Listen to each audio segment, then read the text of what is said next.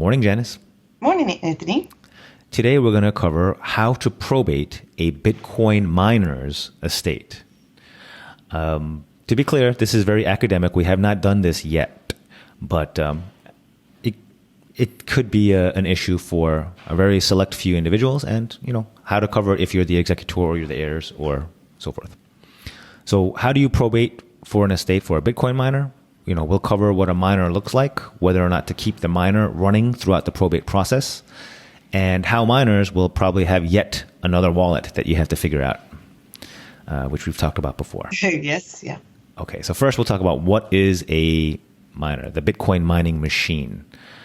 I guess the miner is kind of confusing because the word miner can apply to the individual who happens to engage in the act of mining, or the device itself, which is the miner. So I guess it's a little confusing. Sorry about that. Yeah.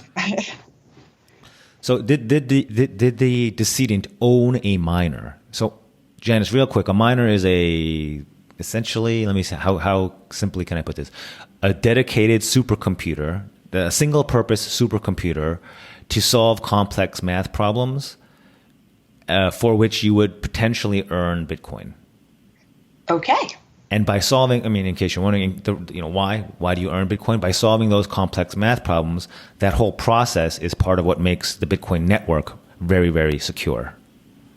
Because you have all these people all across the world dedicating supercomputers to solve that sort of, that work that's being done is what secures the network from being just willy-nilly changed or attacked. Yeah.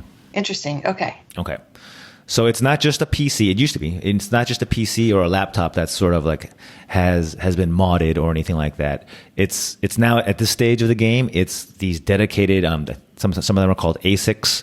Some of them called ant miners. I'm probably I'm not that technically up so there. You're not talking about my $199 laptop that I got on sale Black Friday? Okay. No. The miner itself has value. So in terms of the probating it, the miner itself probably at least $10,000.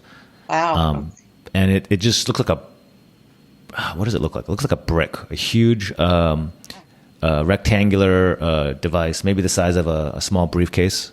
Yeah. Wow. And so I'm just pointing out what it might look like. Make sure you Google it. We talk about this a lot. Yeah. Executors or heirs, make sure you don't throw it away thinking, oh man, Uncle Bob had this old computer that's huge. Ha ha ha.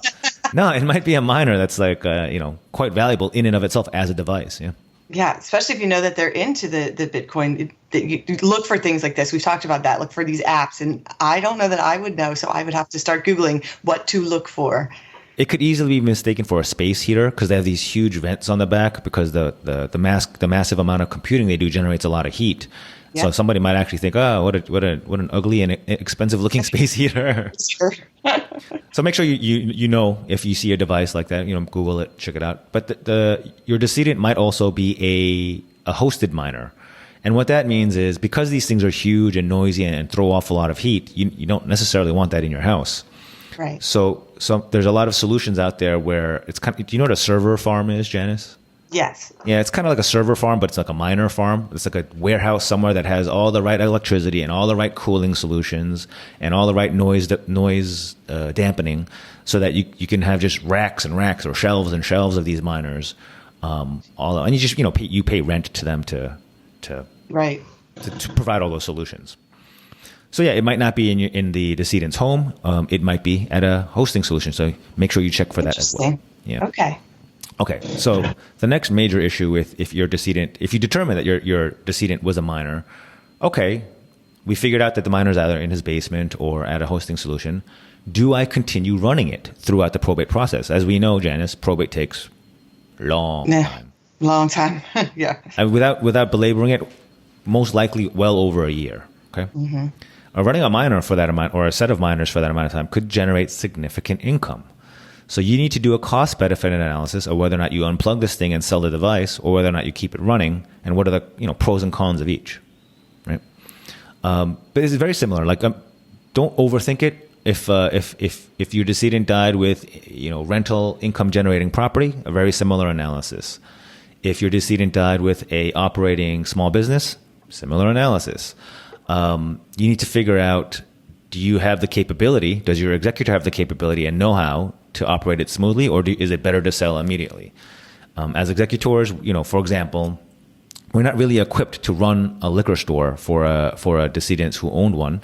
So it's better to sell as quickly as possible. You have to be there, right? We just don't, Right. Whereas rental real estate, maybe we keep having that rent roll in until we're ready to sell. Right? So it kind of depends. Yeah, if you have good tenants, I see what you're saying. It's a cost benefit. Yeah. So if you have a hosted minor and you're executor, we can wrap our heads around that. We can figure out what's going on there. Maybe keep it running as long as you need to. But if it's running in the decedent's home and you're trying to do a clean out and prep that thing for sale, got to make some decisions there. Yeah.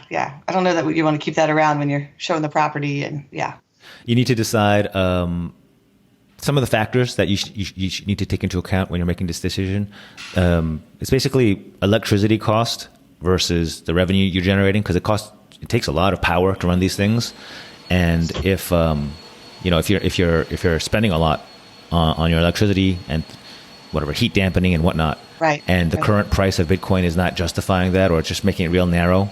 As executors, we're generally trying to minimize risk and get just everything into the hands of the heirs as quickly as possible, right? Absolutely. And when you talk about other costs, is this something that you would have like a rider on your insurance for? Because you said it could be so much money, right? That's a good question. So on your homeowner's insurance, we you would want to check for that. But there's also risks involved. So you're running out of your home. Right. If one of these things blows out, it could cause problems. So there's that risk as well. Just running it, like it's not as simple as just having like an iPhone or something running in the background. This is equipment. Like yeah. So if something blows out or causes I'm not an electrician, blows a circuit breaker. I don't know. Right. You got to be aware of that. If you're in a co-op and you lose the power of the whole building, that would be a problem. And that's another thing. If you keep running it, so if the device itself is worth $10,000, right? If you sold it used even, but you keep running it and then it blows out, you've lost that $10,000 for your heirs. Right. Yep. So executors, you have some decisions to make, pros, cons, and figure out what's going to work for you. Yeah. Okay. So lastly, you have another Bitcoin wallet that you need to deal with now. So we've talked about this before, about there's different types of wallets that executors will sometimes miss if they're not savvy about this stuff. And the miners might have another one, because the way it's set up is it's possible that your mining winnings or revenue will go straight to one of the wallets that we already know about. But often it has to go through what's called a pool and then go to probably what's going to be a segregated wallet. And what that means is it's very difficult to win the calculation contest with your own little home device or even on your own.